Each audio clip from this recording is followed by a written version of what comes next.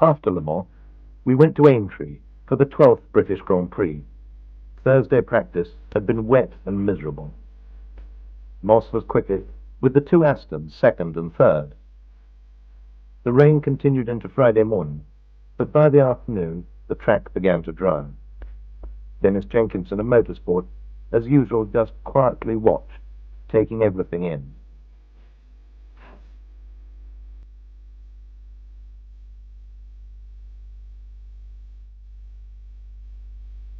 The Astons were again to be driven by Carroll Shelby and Roy Salvadori. They had not entered the previous Grand Prix at Reims, where the Ferraris of Tony Brooks and Phil Hill had finished first and second.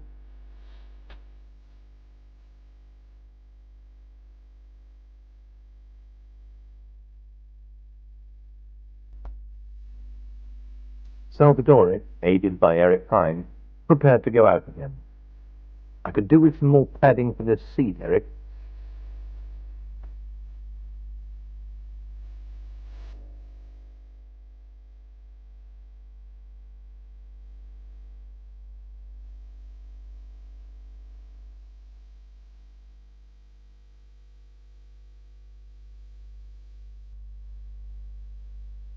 Sterling Moss was entered in the pale green British Racing Partnership BRM. Maurice Fantino drove the Rob Walker entered Cooper Climber. Strikes in Italy had prevented the Scuderia Ferrari from travelling and had released Tony Brooks to drive for the resurrected Vanwall team in a lightweight version of their classic front-engined car.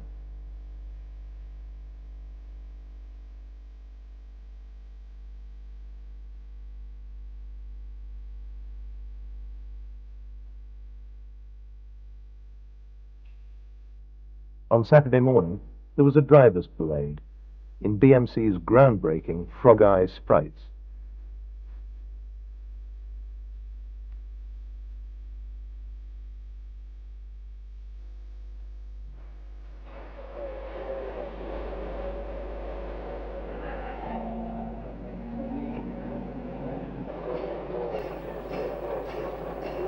Salvadori led away, followed by his teammate Carroll Shelby.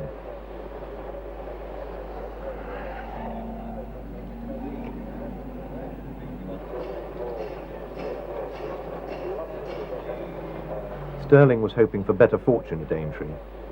So far in 1959, he had failed to finish a single Formula One race.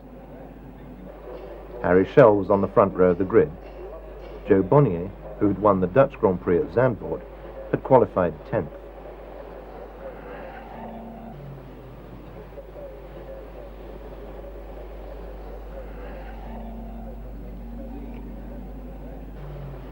Works BRMs were entered for Schell, Bonnier and Ron Flockhart.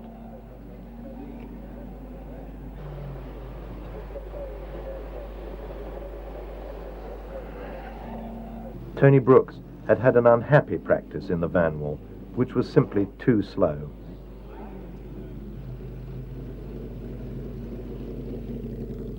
The Works Coopers were driven by Jack Brabham, Maston Gregory and rising star Bruce McLaren. Drivers and spectators alike would have no problem identifying the pale green of Moss's BRM. Aintree's slow corners suited the sweet-handling Astons, and they'd posted competitive times in practice. Salvadori was second, behind poleman Brabham, and Shelby was in sixth. Reg Parnell briefed Shelby and Salvadori, whilst David Brown talked to Earl Howe.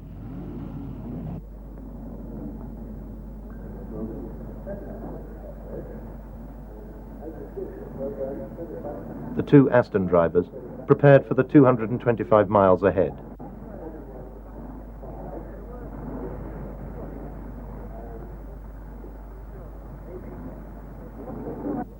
Meanwhile, their team manager, Reg Parnell, was asking his old sparring partner, Lofty England, if there was any prospect of Jaguars returning to racing. Harry Schell had a quick word with David Brown. Moss and Joe Bonnier were both driving BRMs. At the start, Jack Brabham leading the World Championship by 4 points from Brooks, took the lead as the pack charged towards Waterways Corner.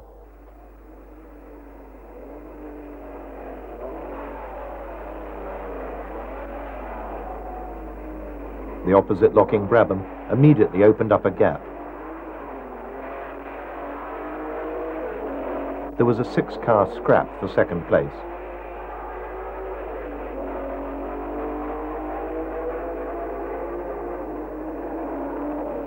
Salvadori came in, worried as he was getting sprayed with fuel, but this was just the overflow from the Aston's very full tanks, and he was sent on his way again. Shortly after, Shelby came in with the same complaint.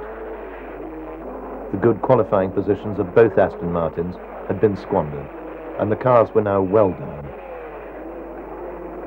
Tony Brooks retired the Vanwall early, with ignition and brake trouble. At least for the next race, he would be back in a Ferrari. Salvadori tried to make up for lost time. Moss was about 15 seconds behind the leader, Brabham.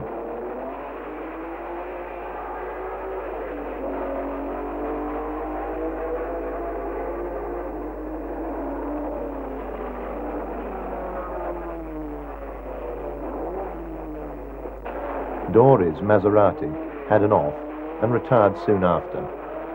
The graceful 250F Maserati, which had been the mainstay of Formula One through the 50s, and which had carried Fangio to his 4th successive World Championship in 1957, has by now had its day, a legend in its own lifetime.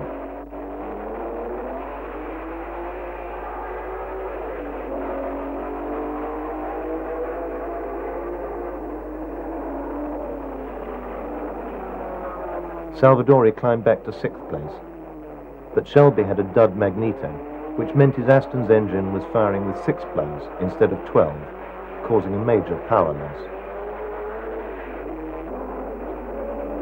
Joe Bonnier's BRM retired with a broken throttle linkage. David Brown checked his car's lap times. On lap 50, Moss, whilst running second, 10 seconds behind Brabham, was forced to pit for a new left rear tyre. He rejoined the race 15 seconds ahead of third-place man Bruce McLaren.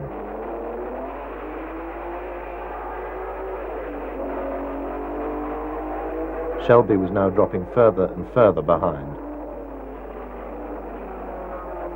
Up at the sharp end, Brabham now had a 50-second lead, but Moss was catching, and Brabham was trying to preserve his tyres to avoid another pit stop. Gregory stopped for water.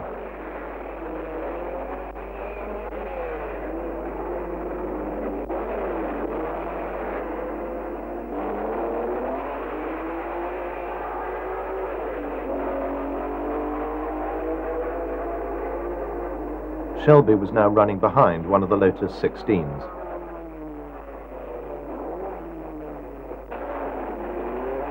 Shell also had to have his left rear changed.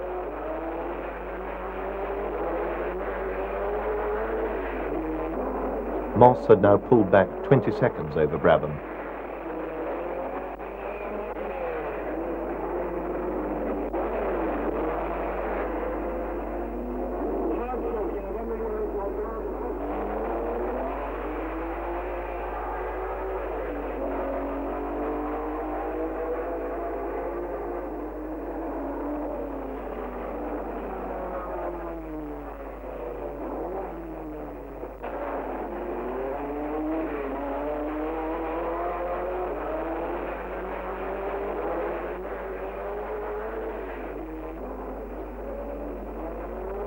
After such an encouraging debut at Silverstone and here in practice, the Astons were now really struggling against the rear-engined cars. Reliability wasn't their strong suit either.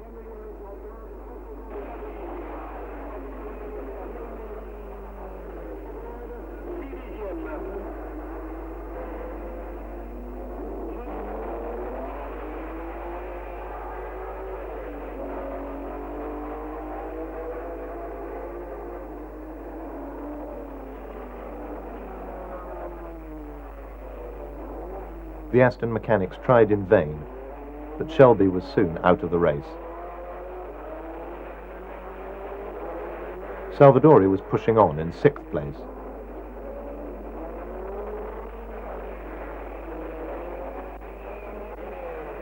Brabham won by 22 seconds, having led the entire race. Sterling took 2nd, just 0.2 of a second ahead of McLaren. The BRM and the Cooper having had a terrific scrap after Sterling had been forced to pit again for fuel.